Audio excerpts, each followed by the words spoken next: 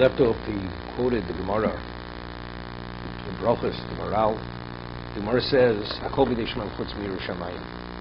The Gemara says, what do we see? Because Moshe Rabbeinu says to Klal, so what is Hashem asking of you? Right? Kim the Yiro, only to fear Him. That's our input. Everything else Hashem provides. What is our input? Yiras Hashem Elokecha. So the Gemara asked the question, Otu Milsas Drossi? I mean, is Yiras Shamayim a small thing? No, all I'm asking is to move the mountain. You can't pick up a 5-pound item, you can move a mountain. What's Hashem asking? Yiras Hashem Elokecha. That's all, nothing more than that.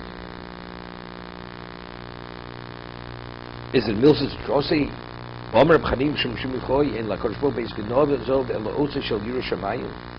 All that Hashem has in His Beis Genozov, in His treasury storage location, Yiras Shamayim Shnam Yiras Hashem Hi Otzoro.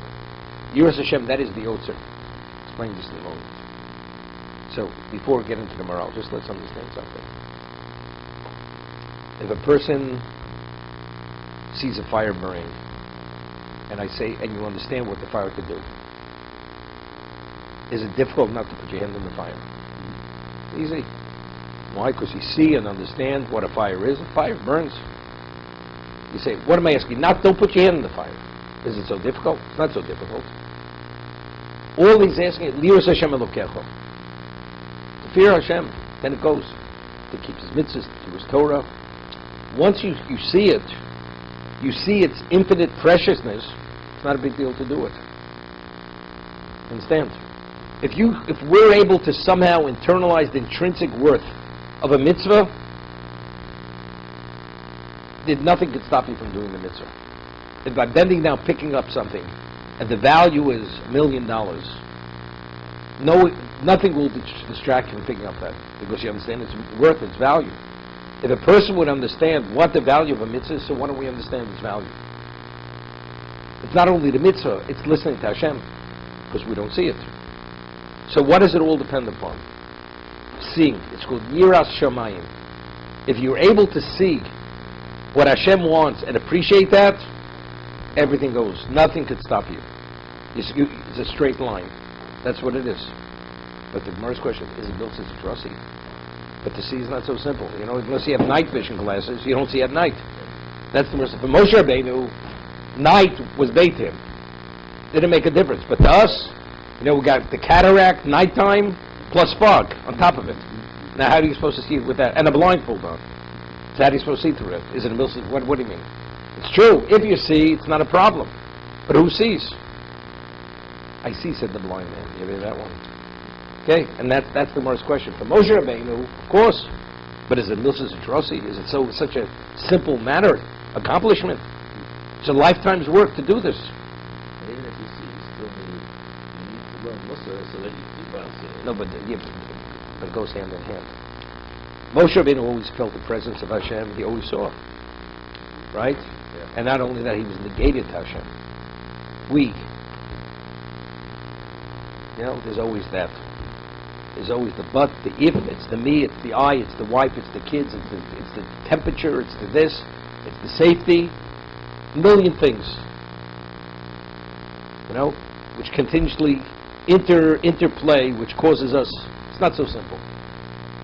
Okay, so that's the first question: is it built as a trustee? Is it such a small matter? Yiras Shamayim. It's not so small. Now you go to a wedding and show up at 10 to 6. It's not so simple. Some people come a little bit later. They blame it on traffic. The car couldn't get a car started. What'd you do? No, I'm just saying.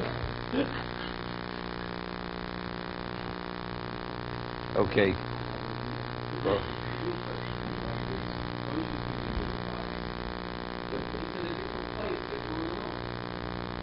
that's the Gemara's question. To Moshe it was, and that's the Gemara's answer. Moshe is speaking from his vantage point.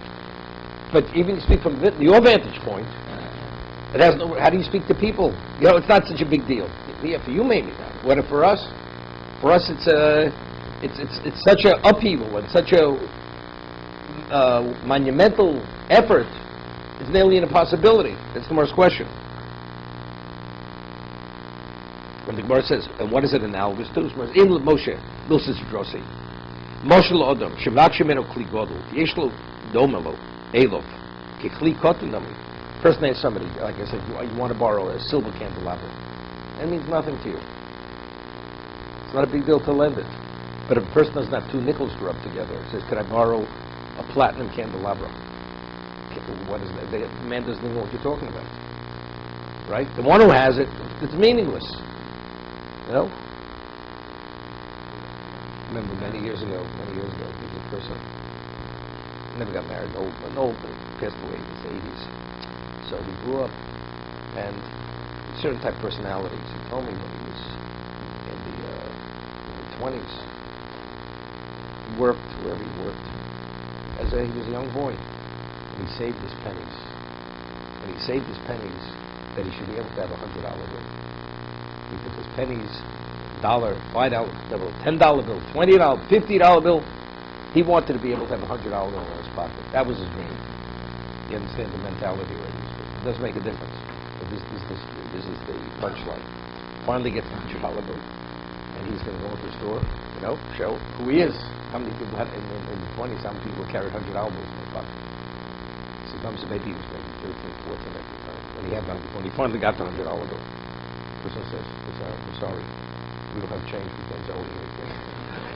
That was the end of the story. Okay, to be continued. Remember We've Done It? We've Done It.